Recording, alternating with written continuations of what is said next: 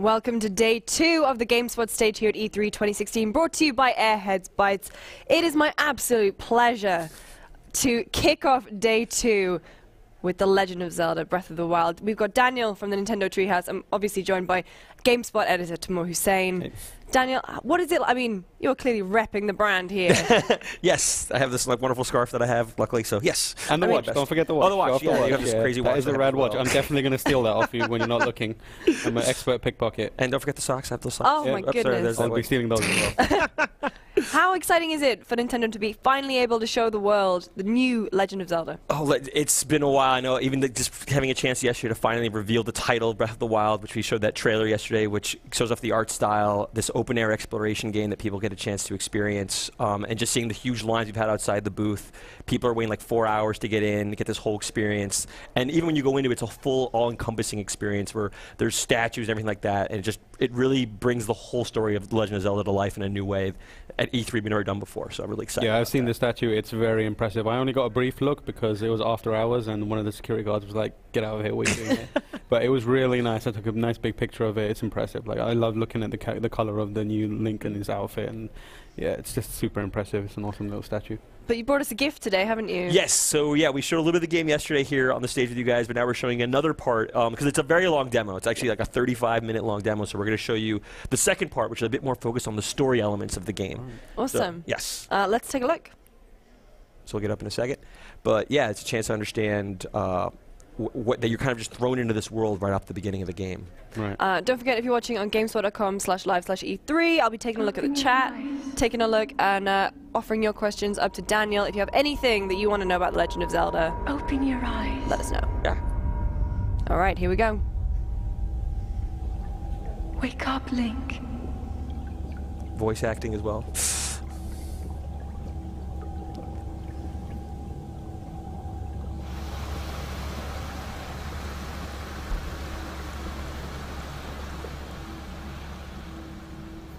So Link here just basically wakes up after a long slumber. And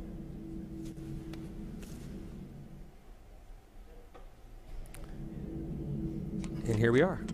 So you kind of just start off here in this room, and basically this shining object is kind of calling your attention, a chance to see what's going on. And this is where you first are introduced to the Sheikah Slate, which is an important tool in Link's arsenal this time around, which is how you're able to use a map.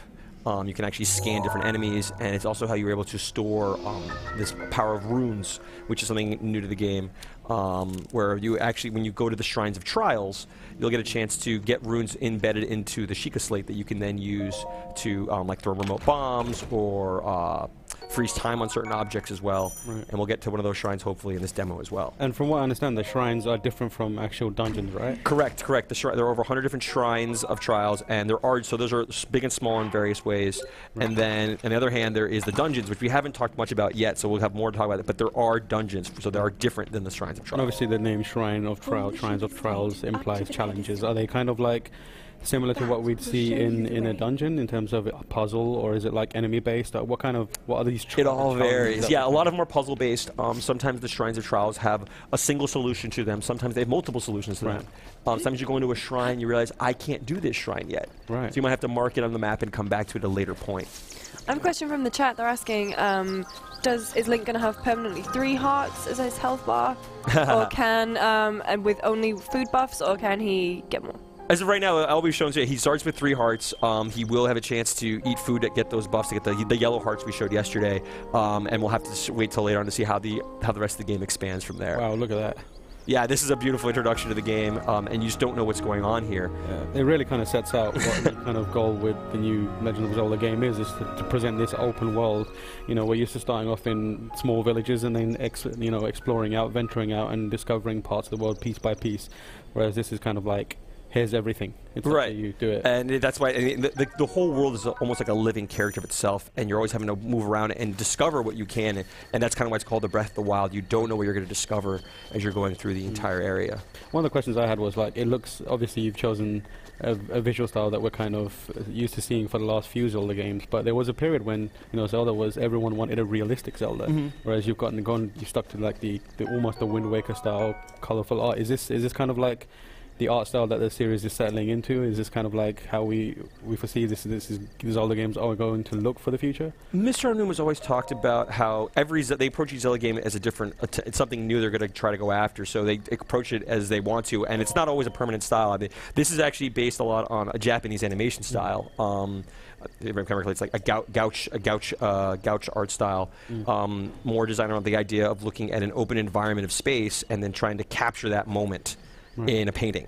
That's kind of where this style's a little bit different. It is reminiscent to a little bit like a Wind Waker style, but it is its own style. Every Zelda game has its own little art style, even on the Wii U, on the Wii, on the 3DS, on the NES. They've all had their own different styles.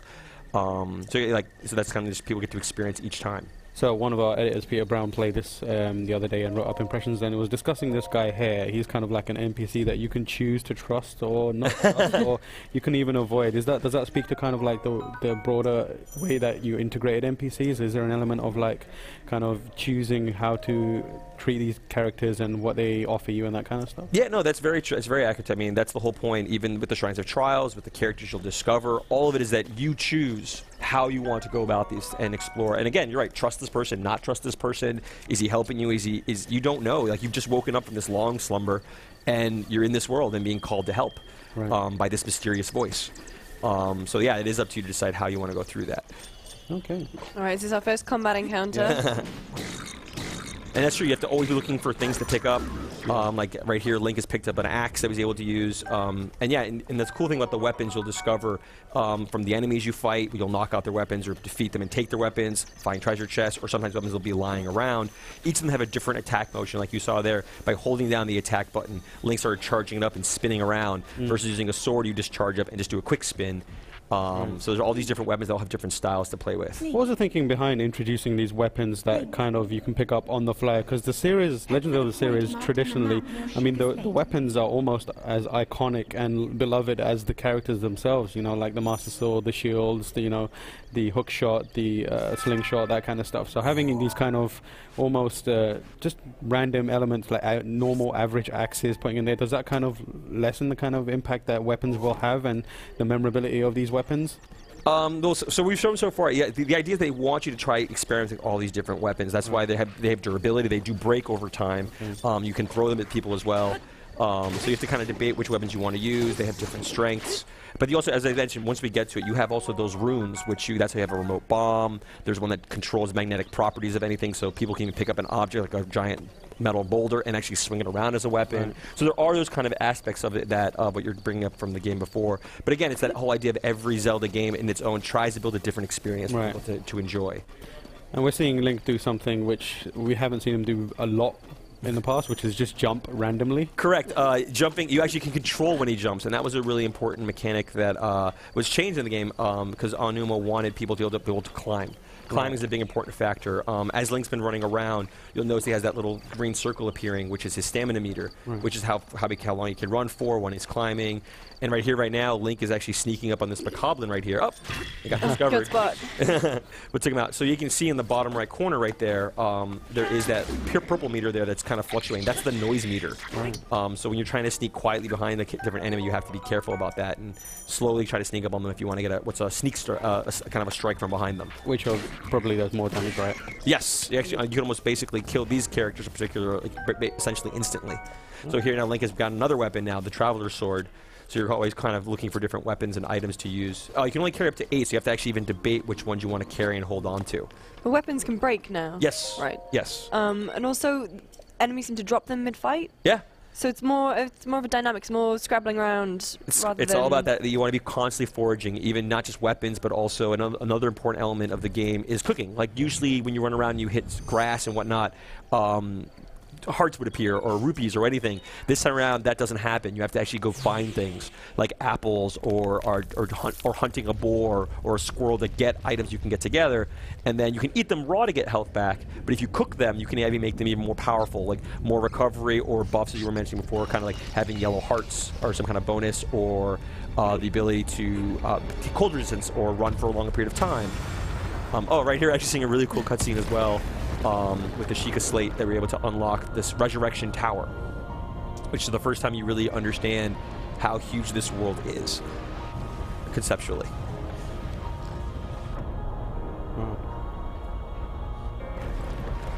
And there are multiple towers, as you just saw from that cutscene, so you have to determine how best to get to those. But right now you're on this plateau, which you can't, if you go to the edge of them, you actually can't, if you jump off, you'll die.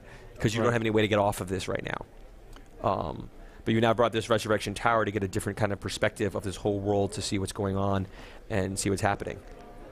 So how big is the world, and how densely populated is it? I know that you guys have announced there are towns, villages, NPCs, but you're not really showing them off. Correct. Right now. Right now, you're just starting off on this plateau, which, if in a moment, you saw a little bit earlier, Link brought up his map to look at on the Sheikah Slate, and that map the plateau area you're on represents less than 2%. Of the entire map. And I said, I've seen people playing this demo alone, just exploring for 15 minutes is not enough time to go around this whole thing. This is just, now you can see right here, discovering, this is right now less than 2% of the map. So what I'll have Link do in a second is actually pop up the map again and then zoom it out. And you'll even get a better perspective of how big this world really is. And that's really important. That Sheikah Slate's a really important tool that you can use to mark points. Because I said sometimes you go to a shrine of trial or some location you want to come back to, you need to be able to mark those on the map to think about that. Is there going to be fast travel between the points? Yes, you actually can. When you unlock the shrines of trials, which is why it's important to go to them, is the shrine of trials. You can then mark that point and fast travel to it again. But right here, now that you have the Resurrection Tower brought back up, you're getting a little bit more of the story from the voice right now, that this is a castle, and there's something called Calamity Ganon. All right, is located in this.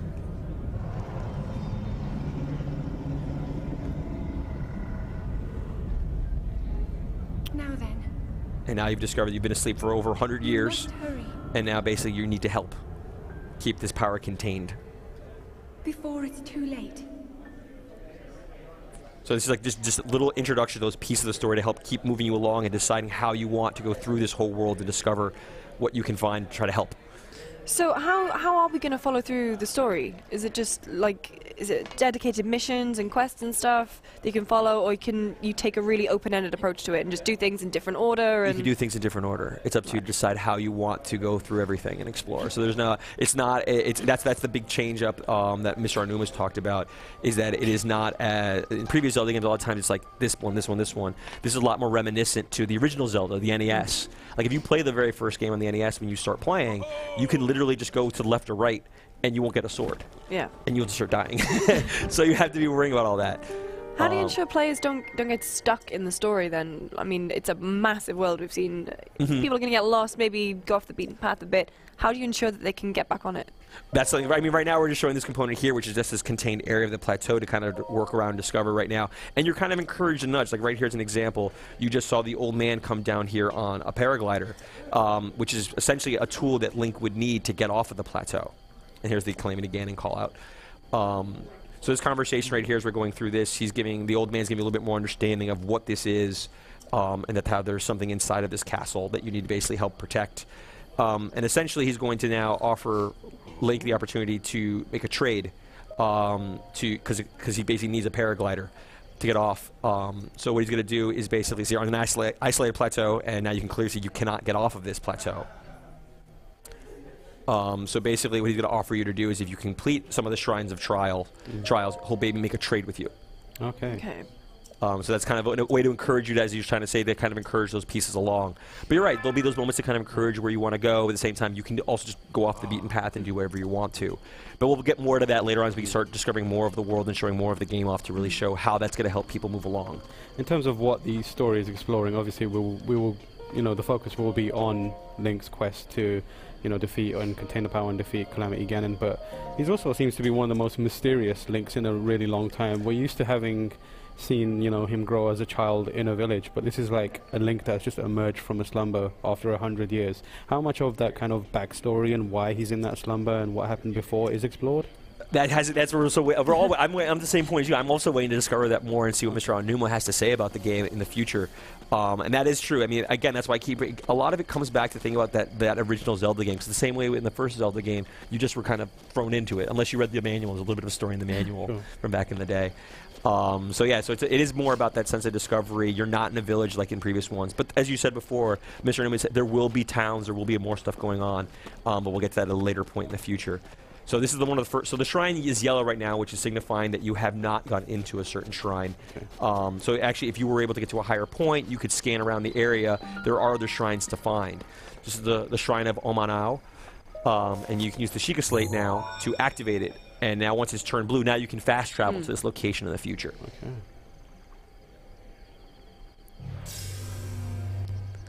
This is the first sequence to go inside the Shrine of Trial. And this is where your chance to actually earn your first rune. And runes are presumably what you trade with the old man. Yes, that's what he was asking you for, to see what you can complete. That's what he's offering to trade. Right. Is that old man kind of showing up regularly with new items, or is it? That's he really. That's the first time you see him is when you come out and you see him by the fire, and then he kind of meets you when you come down from the Resurrection Tower. But you don't know. Do you trust him? Who is he? That's this part of the mystery you still have left to discover. Whose voice is that you hear when the game is playing? Like who's talking to you? Who's guiding you along? And you don't know yet. Because we have a history of mysterious, helpful people appearing and then at the very last moments revealing themselves to be an important key figure from the old history. That's so, true. Like, my suspicions are already kind of peaked with this guy. Yes, no, I'm curious to see, and it's always funny when they have the name just Old Man. Like you're like, what? Yeah. It's a very, Where are very you from, old man? Yes. Oh, it's Link in a beard from the future. Or yeah, there's so many, and I'm sure people are going to be making their own assumptions of who it's going to be, and that's part of the. I love seeing that conversation that people have and trying to determine what's going on. And here's by going into the Shrine of Trial. Here you get now the Sheikah Slate is now being embedded with that power of this rune. And this actually is a pretty cool rune you have here, which is Magnesis, which is the ability to control objects that have metallic properties. All right. And then you'll have that first puzzle mechanic to go into this. I have a question from the chat. They're asking, how will they handle the dungeons being able to be played in any order? In the past, you needed items from other dungeons to complete them. It seems like you'd only need the item to get in that dungeon, that the puzzles would be a bit easier. Well, that's what in the shrines we're showing now. These are the shrines. We haven't seen dungeons yet, so we'll get to that at a future point and see what those are like. But the shrines, you're right. Right now, the shrines we're showing here in this demo, yes, you do get the power of the rune pretty much at the beginning, and have to then decide how to use that to get through it, to discover what is at the end of the shrine. Which we'll get to hopefully as we're going through this right now. And that's something people have to discover. Some will be more complicated, some will be harder, and that's the whole point, that you might get to certain shrines that you can't get through yet. And you'll have to figure out how best to come back to it later. Do I need certain runes already embedded in me, embedded in the Sheikah Slate? How is that going to play out? And that's something you have to kind of figure out. So I read online that it's possible to start the game and immediately go to the final boss. Is that true? Well, you couldn't. Right now, you can't get off the plateau yet, so you couldn't go there. And that's something. And you're right. It's similar that you might try to head toward the final area, but the enemies you even discover, or what you discover on your way there, might be too hard for you to get through. So you might have to get other equipment and discover other areas and explore those areas before you can come back. To areas you couldn't get to. I asked because obviously, the Legend of Zelda series, especially Ocarina of Time, has become quite a staple in the speedrunning community recently. Yes, and I'm sure people are going to try to figure out how to do that. Where there's a will, there's a way. Yeah, I'm sure there's going to be a community trying to figure out the minimal amount of items that you need to get to the final mission and take on. Which shrines do you really have to go to? Like, I'm sure there's over 100, so I'm sure people are going to have a field day trying to figure out which ones you really have to go through, like Shrine 2, Shrine 15, Shrine whatever, to kind of go through all of that. All right, I'm afraid we are nearing the end of our time. Perfect. We're almost at the end of the shrine right now here as well. Let's have a quick look. We'll see how quickly Link can get to the end, just to show. They obviously basically open this door. Oh. Denied. He's still getting, waking up. Give him time. He'll get there. He's been asleep for 100 years, man. He's been asleep for 100 years. Yes. Shake off the cobwebs. And this is where you discover this mysterious monk. And at least in this demo right now that we're showing here, at the end of each of these, you do meet one of these monks who essentially is working with the goddess Hylia. And that's part of the mission. You really don't understand what that is. So this is now you've proven that you actually completed one of these, and you do receive a reward for that as well. And then may the goddess forever smile upon you. Wonderful. Thank you so much. Yes. Are you guys talking about a release date at all? Right now, we've only said that it's coming out in 2017. I know if you want keep more my calendar free. 2017, but it will be releasing on the Wii U and the NX simultaneously. Wonderful. Daniel, thank you so much for joining us. Thank you so much for showing us a brand new Zelda. For more coverage from this year's E3, make sure you don't go anywhere. Stay tuned to GameSpot.com.